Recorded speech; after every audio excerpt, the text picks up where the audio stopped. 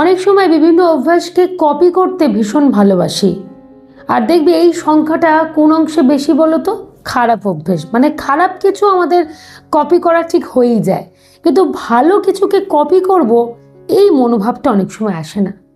আচ্ছা, আমরা যদি এমন কিছু অভ্যাস যেগুলো কপি করলে আমাদের কাছে যদি টাকা আসতো তাহলে কেমন হতো? ওয়েট করো, আজকে আমার টপিক হচ্ছে এইটাই, যে এমন কোন 3টি অভ্যাস কপি করলে আমাদের জীবনে টাকা আসবে। হ্যাঁ, একেবারে ঠিক কথাই শুনছো। তাই তোমাদেরকে বেশি অপেক্ষা করাবো না, ডাইরেক্ট আমি আমার টপিকটাকে নিয়ে আলোচনা করছি। প্রথম অভ্যেসটার কথা বলি, health is a asset of money. কি এইটা? আচ্ছা, একটা এক্সাম্পলের সাহায্য নিচ্ছি। ধরো কোনো ব্যক্তি 20,000 টাকা করে মাস গেলে ইনকাম করছে, কিন্তু সেই ব্যক্তির হঠাৎ করে মনে হলো আমি লাইফস্টাইলটাকে অনেক বড় জায়গায় নিয়ে যেতে চাই। তাই এই 20,000 টাকায় আমার কি হবে? এই টাকায় আমি তো আমার শখ পূরণও করতে পারবো না, বা আমার লাইফস্টাইলটাকে আমি যে পর্যায়ে নিয়ে যেতে চাইছি কিছুতেই সেই পর্যায়ে নিয়ে যেতে পারবো না। তার মানে এর জন্য আমার অর্থের প্রয়োজন। তো অর্থের প্রয়োজন মানে আমাকে আলাদা কিছু করতে হবে। কিন্তু দেখা যাচ্ছে যে সেই ব্যক্তি যখন আলাদা কিছুকে চুজ করছে, হয়তো সে অর্থ ইনকাম অনেক করছে, 20,000-এর জায়গায় সে হয়তো 40,000 ইনকাম করছে কি 50,000 ইনকাম করছে, কিন্তু তার শরীরটা আস্তে আস্তে ক্ষয়ের দিকে এগোচ্ছে। আমরা অনেক সময় এইভাবে স্বাস্থ্যকে গুরুত্ব দিই না, আমাদের কাছে অর্থটাই প্রধান জায়গায় এসে দাঁড়ায়, আমাদের সেই খুব স্পেশাল লাইফস্টাইলটাই একটা প্রধান জায়গায় এসে দাঁড়ায়। তখন মনে হয় না যে না, আমরা স্বাস্থ্যটাকেও গুরুত্ব দিই। দেখা যাচ্ছে যে প্রচুর টাকা ইনকাম করতে করতে করতে একটা সময় স্বাস্থ্যটা ভেঙে পড়ছে।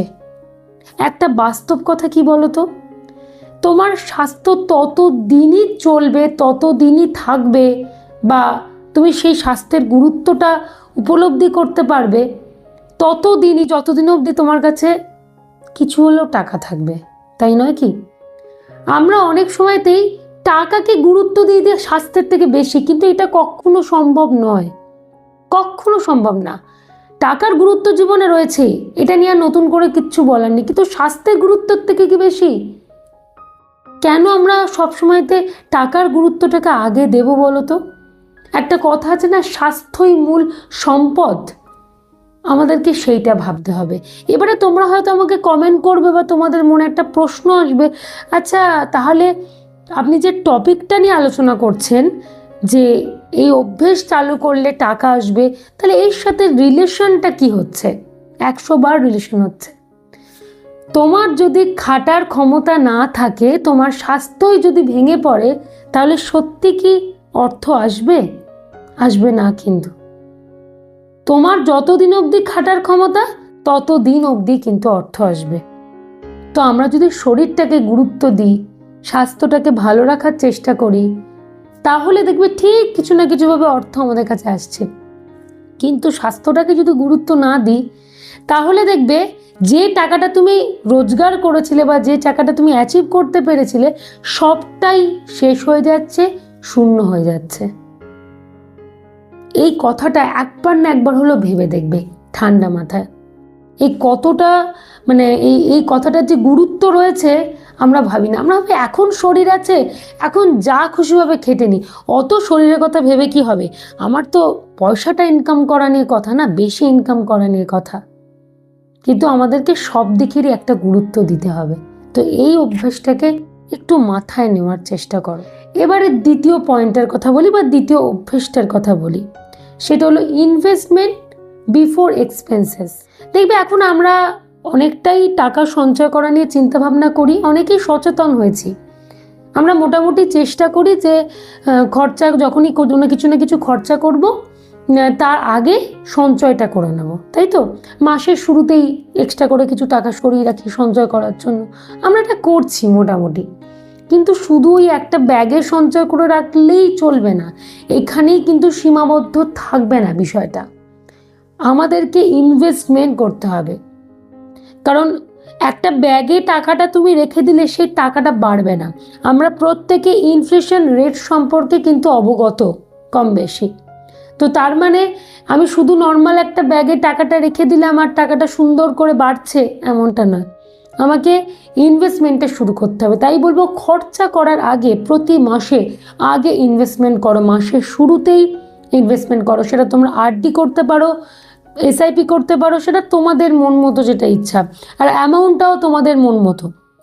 কিন্তু যতটা সম্ভব চেষ্টা করে একটু বেশির দিকে যদি পসিবল হয়।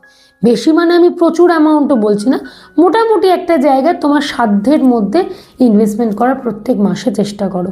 তাহলে আর কিছুই না, এই অভ্যেস, সুন্দর অভ্যেস তোমাকে টাকা নিয়ে আসতে সাহায্য করবে, টাকাকে বাড়াতে সাহায্য করবে। ক্লিয়ার আশা করি। আচ্ছা, 3 নম্বর পয়েন্ট, সেটা হলো গুড টাইম।